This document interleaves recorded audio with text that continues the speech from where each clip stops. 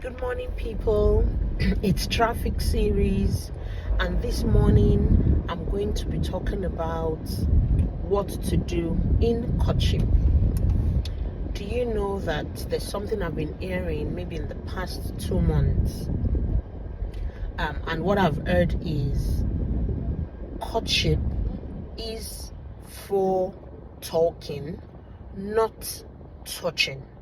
I hope that sank. What most people who intend to get married do is touch during courtship. Meanwhile, what you should spend your time doing is talk. There are many things to talk about. Yes, it's a beautiful time to go out, to hang out together, to look pretty and handsome. You are the talk of the town, your heart is doing gish gish. But there's a reason for courtship. That's why you don't meet someone today and you get married to them tomorrow. You want to understand them better. You want to understand their views on certain important topics. It's also a time for alignment where you have different opinions, but you also want to agree to a single opinion. And there are many topics to talk about. Your blood group, finances, how to handle friends, how to handle in-laws, how to handle a whole lot of things. Don't spend your time touching and touching and touching. And this brings me to the topic of sex before marriage. Really, sex before marriage. I'm a Christian, and the Bible says that the bed should be left undefiled before marriage. So it's even an instruction from God, from a Christian's point of view, from God's point of view. I've also heard, I'm not sure, I haven't looked into the Quran, but some of my Muslim friends have also told me that the Quran does not expect you to also have premarital sex. It should be after you get married. Can you imagine? And I also know that traditionally it's always a thing of joy.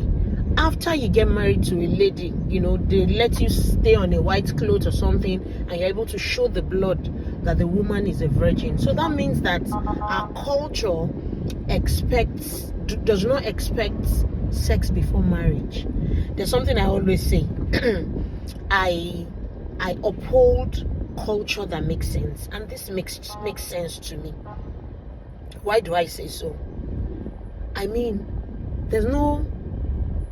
you are not open to unnecessary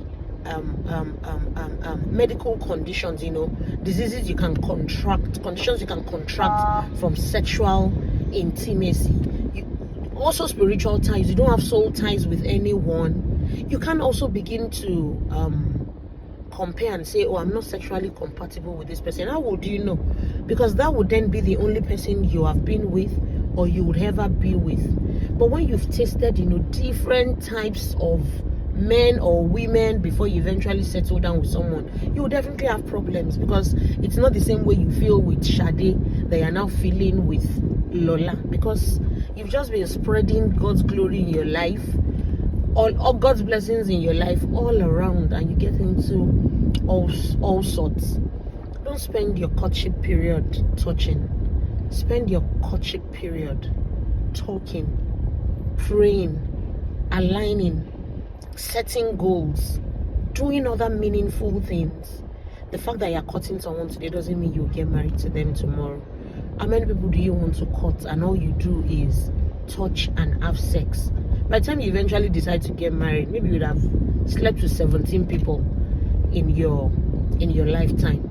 Yes, the spiritual angle is important because it's what God commands.